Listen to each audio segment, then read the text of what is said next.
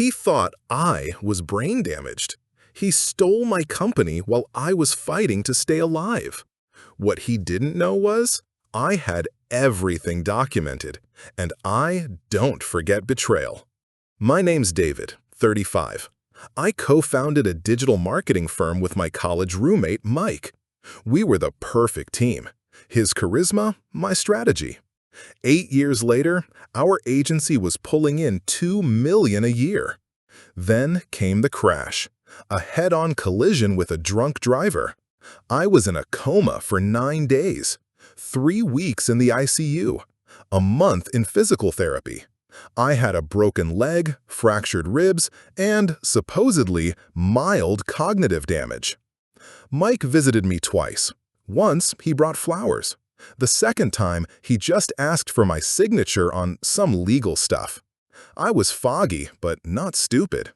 I didn't sign a damn thing. The day I returned to the office was the real accident. My key card didn't work.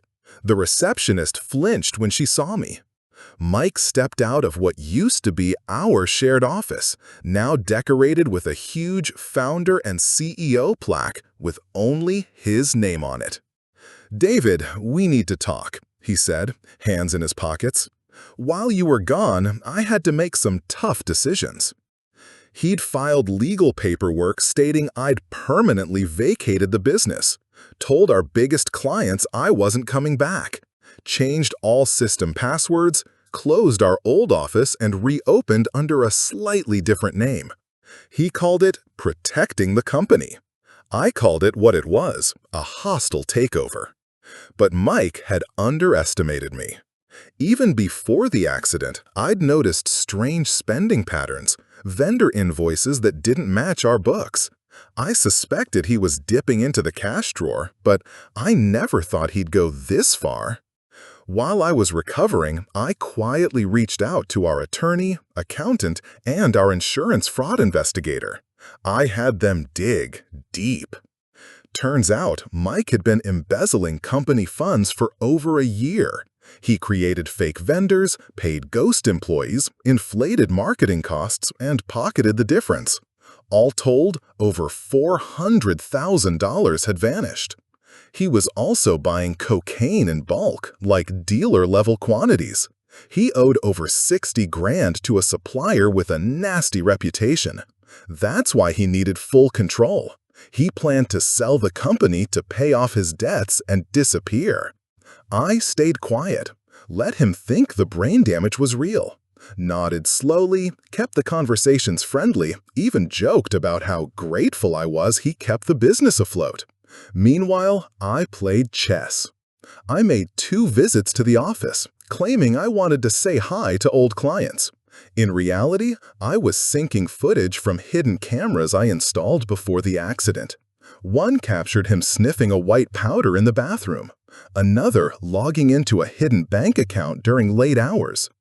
I also requested copies of financial records he didn't realize were backed up to a secure cloud.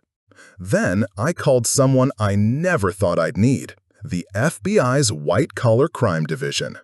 We scheduled the meeting for a Friday morning.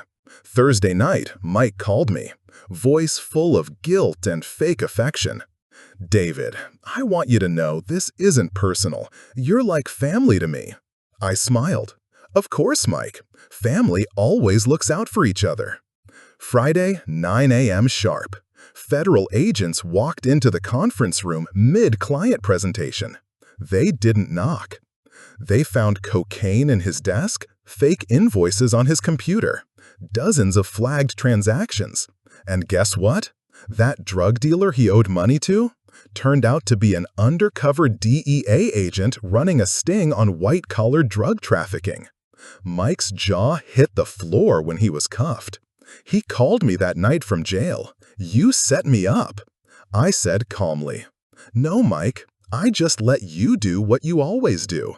Lie, steal, self-destruct."